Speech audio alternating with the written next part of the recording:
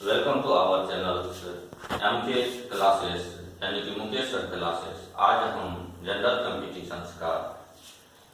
Competition का miscellaneous question पढ़ने जा रहे हैं। तो चलिए हम चलते हैं क्वेश्चन की तरफ। तो आप देख सकते हैं आज के क्लास में हम 4 क्वेश्चन लिए हैं जो इस प्रकार है। पहला क्वेश्चन, दूसरा क्वेश्चन, तीसरा क्वेश्चन, चौथा क्वेश्चन। तो सबसे पहले हम पहला क्वेश्चन को सॉल्व करने जा रहे हैं। देखिए किस प्रकार से इसका सॉल्यूशन होगा। कह रहा है एक कार जीप ट्रैक्टर की गति के बीच का अनुपात क्रमशः 3:5:2 है। जीप की गति ट्रैक्टर की गति की 250% है, जो 12 घंटा में 360 किलोमीटर दूरी तय करता है। तो मांग रहा है कार और जीप की औसत गति कितनी है। तो चलिए इस क्वेश्चन को सबसे पहले हम लिख देते हैं। जो नाम दिया हुआ कार दिया हुआ है, उसके बाद जीप दिया हुआ है, उसके बाद ट्रैक्टर दिया हुआ है। सबसे पहले इसकी गति का अनुपात को हम लिख देते हैं। इसका गति यानी कार का गति 3 है, इसका गति 5 है, जीप का और ट्रैक्टर का गति जो है 2 दिया हुआ। अब यहाँ पे कह रहा है जो यानी कि ट्रैक्टर जो है 360 किलोमीटर 12 घंटा में चलता है। तो गति बराबर क्या होता है, हम लोग दूरी बटे क्या कर देते हैं, समय कर देते हैं। गति बराबर क्या होता है, दूरी बटे समय होता है। यानी कि दूरी बराबर क्या होता है, आप देख सकते हैं दूरी बराबर क्या होता है, गति बटे समय होता है। 2 भी तो गति दिया हुआ ट्रैक्टर का, यानी कि 2 बराबर कर सकते हैं। यानी कि 2 बराबर गति दिया हुआ तो गति बराबर क्या होता है, दूरी बटे समय होता है। तो दूरी कितना दिया हुआ, 360 किलोमीटर दिया हुआ है और समय कितना दिया हुआ, 12 घंटा दिया हुआ है। ठीक है, 12 या 36 यानी कि 30 किलोमीटर प्रति घंटा। यानी कि ट्रैक्टर की गति निकल गया 2 बराबर कितना निकल गया, 30 किलोमीटर प्रति घंटा निकल गया। तो हमको मांग रहा कार और जीप की औसत गति। तो कार और जीप की औसत गति क्या हो जाएगा, 3 + 5/2 कार और जीप की औसत गति। यानी कि कार और जीप की औसत गति। तो कार और जीप की औसत गति मांग रहा है। तो कार और जीप का औसत गति यानी कि एवरेज क्या हो जाएगा, इसका एवरेज हो जाएगा। यानी कि दोनों को जोड़ के 2 से भाग दे देंगे तो 3 + 5/2 यानी कि निकल के आ जाएगा हमको कितना आ जाएगा, 8/8 कितना आ जाएगा, 2 आ जाएगा। तो 8/2 कितना होता है, 4 होता है।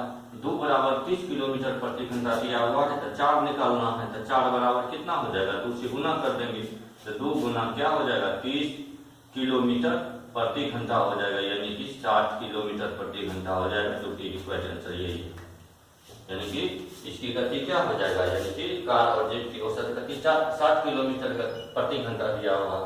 हमको गति का अनुपात दिया हुआ, कार जीप और ट्रैक्टर के बीच की गति का अनुपात इतना दिया हुआ है और ट्रैक्टर की गति 2 है। ट्रैक्टर जो है 360 किलोमीटर चलता है 12 घंटा में। यानी कि ट्रैक्टर की दूरी कितना दूरी डिस्टेंस ट्रैक्टर तय किया और कितना समय लिया, दोनों को डिवाइड कर देंगे तो ट्रैक्टर की गति आ जाएगा। इसी प्रकार 2 बराबर 30 किलोमीटर प्रति घंटा। कार और जीप का एवरेज जो हो जाएगा, यानी कि कार की गति 3 है और जीप की गति 5 है। तो दोनों को जोड़ के 2 से भाग दे देंगे, यानी 8/2 बराबर 4 हो गया। तो 4 निकालना है हमको। तो 2 बराबर 30 किलोमीटर प्रति घंटा। तो 4 बराबर 2 गुना 30 किलोमीटर प्रति घंटा। 2 गुना 2 लिख सकते हैं। 2 बराबर 30 किलोमीटर प्रति घंटा दिया हुआ तो बराबर 60 किलोमीटर प्रति घंटा हो जाएगा। यानी कि यहाँ जो दिया हुआ है ट्रैक्टर की गति की 250% है, जीप की गति ऑटोमेटिक इसका 250% तो है ये है। यानी कि 2 का 250% निकालेंगे तो 5 हो जाएगा। यदि रेशियो दिया हुआ है तो एक रिलेशन तो हमको दिया ही हुआ है, तो दूसरा रिलेशन से कोई इसका कोई काम ही नहीं है यहाँ पे। आया समझ में। अब चलते हम दूसरा क्वेश्चन में। दूसरा क्वेश्चन में कह रहा है 5 क्रमागत संख्या का योग 270 दिया हुआ। 5 वो लगातार संख्या है जिसका योग 270 दिया हुआ है। दूसरी तथा 5वीं संख्या का योग मांग रहा है। तो 5 क्रमागत संख्या हम पहले लिख लेते हैं, यानी कि संख्या लिख लेते हैं 5 क्रमागत संख्या।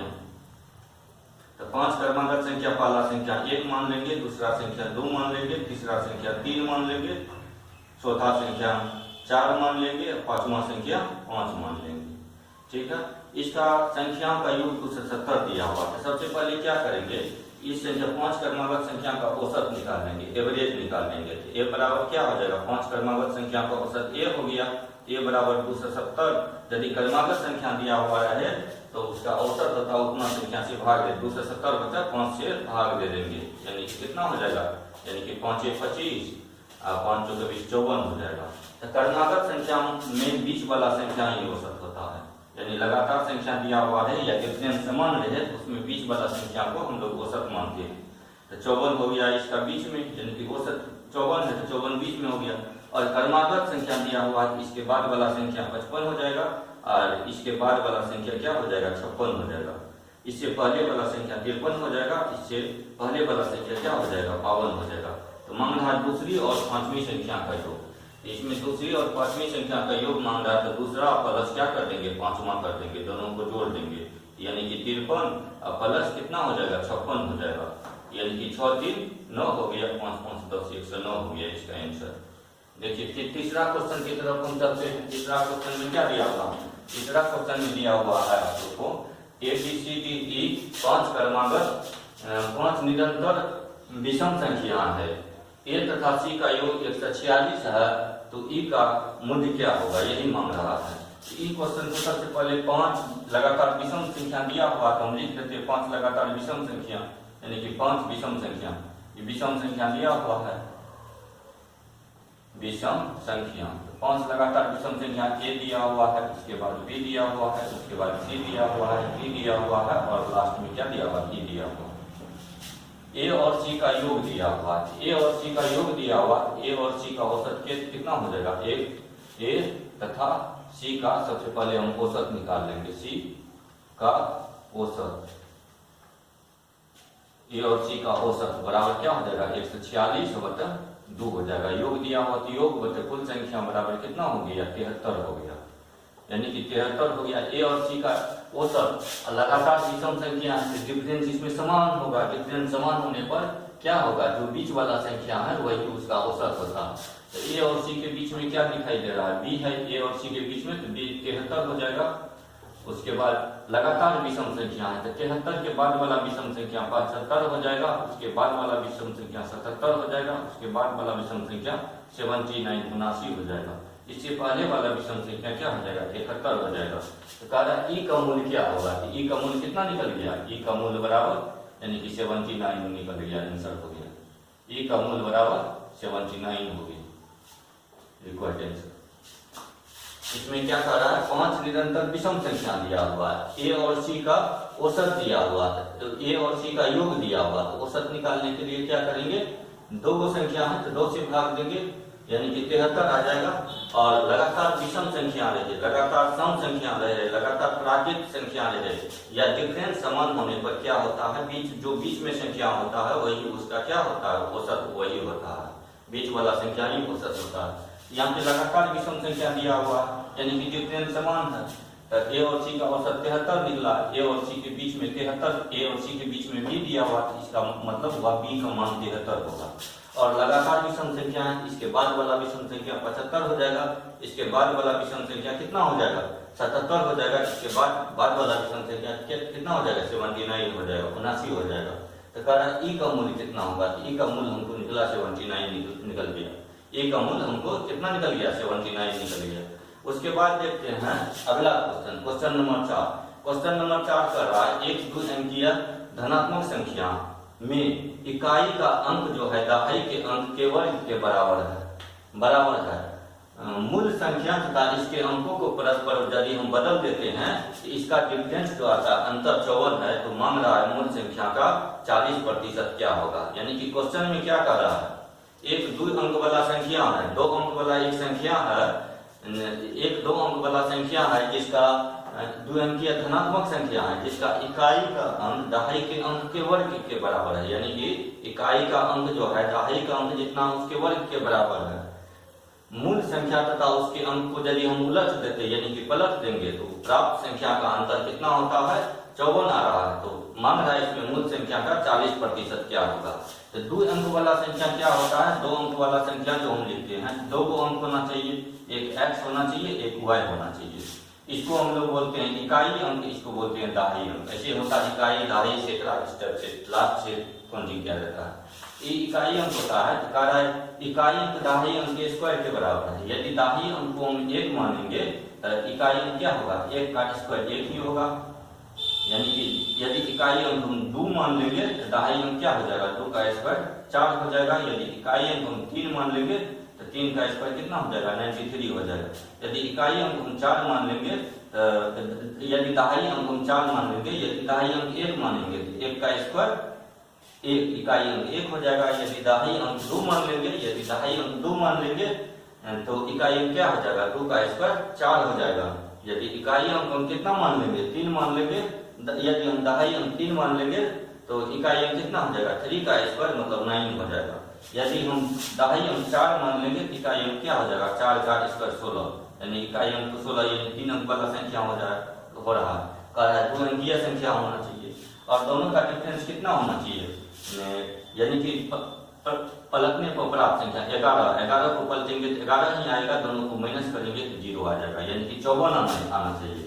11 को पलटेंगे तो उसके बाद देखिए 24 दिया हुआ है, 24 को पलटेंगे तो कितना हो जाएगा, 42 हो जाएगा, अंतर माइनस में आ जाएगा और 18 आ जाएगा माइनस, यानी कि ये संख्या भी कट गया, एक संख्या भी कट गया।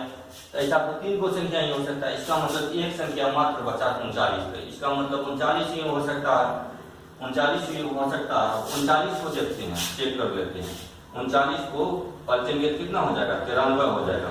39 को पलटेंगे तो कितना हो जाएगा, 93 हो जाएगा। 42 हो गया, ये कितना हो गया, 24 हो गया। पलटने पर प्राप्त संख्या मूल संख्या का अंतर कितना हो रहा है, यानी कि 18 आ रहा है। उसके बाद देखिए 39 को पलटिए, 39 को पलटने पर क्या, 39 को पलटेंगे क्या हो जाएगा, 9 इधर आ जाएगा, 3 इस साइड चल जाएगा, यानी कि 93 हो गया, इस साइड 39 हो गया। इसको घटाने पर कितना आ रहा है, यानी कि 4 हो गया, इस साइड 5 हो गया, 54 आ रहा है। इसका मतलब करेक्ट संख्या है 39। अब क्या मांग रहा है, यानी कि उस संख्या का मूल संख्या का, तो मूल संख्या तो हमको पता चल गया, मूल संख्या क्या हो गया, 39 हो गया मूल संख्या। अब मूल संख्या का 40% मांग रहा है, तो मूल संख्या का 40% क्या हो जाएगा, मूल संख्या हमको प्राप्त हुआ 39 का 40% निकाल लेंगे, यानी कि 39 का 40% बराबर 2/5 होता है, यानी कि 40/100 भी कर सकते हैं हम लोग, यानी कि 0 कैंसिल हो गया। इसको मल्टीप्लाई करेंगे तो 9 चौका 36 हो गया, 3 चौका 12, 3 15 हो गया, यानी कि 156/10 हो गया, यानी कि 15.6 हो गया। यही रिक्वायर्ड आंसर हुआ। यानी कि 4 नंबर क्वेश्चन में करा एक 2 अंक वाला संख्या होना चाहिए, जिसका इकाई अंक दहाई अंक के स्क्वायर के बराबर होना चाहिए। तो दहाई अंक 1 ले लेंगे, इकाई अंक क्या होगा, 1 का स्क्वायर 1 ही प्राप्त होगा।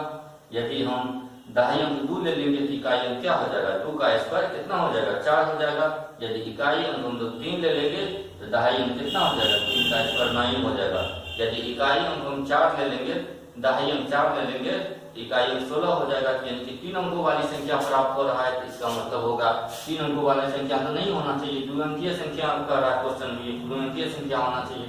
11 को पलटने पर 11 ही आ रहा है, तो पलटने पर प्राप्त संख्या और मूल संख्या का अंतर इसमें 0 आ रहा है। इसको पलटते हैं तो कितना आ जाएगा, 4 इधर आ जाएगा, 2 इधर हो जाएगा, 42 में 24 घटाएंगे तो 18 प्राप्त हो रहा है, यानी कि अंतर कितना आना चाहिए, हमको 54 आना चाहिए। इसमें भी 54 नहीं आ रहा, एकमात्र संख्या 39 बचा, इसका मतलब यही होगा। तो 39 को पलटेंगे कितना होगा, 93 हो जाएगा। 93 और 39 का अंतर 54 आ रहा है, तो मूल संख्या तो हमको प्राप्त हो गया 39। अब क्या करेंगे, मूल संख्या का 40% मांग रहा है, 39 का 40% यानी कि 15.6 हो गया। इसी के साथ आज का जो, यदि आप लोग को ये वीडियो अच्छा लगे तो सब्सक्राइब, लाइक, और यदि ये वीडियो आप लोग को अच्छा लगे तो सब्सक्राइब, लाइक एंड शेयर जरूर कीजिएगा।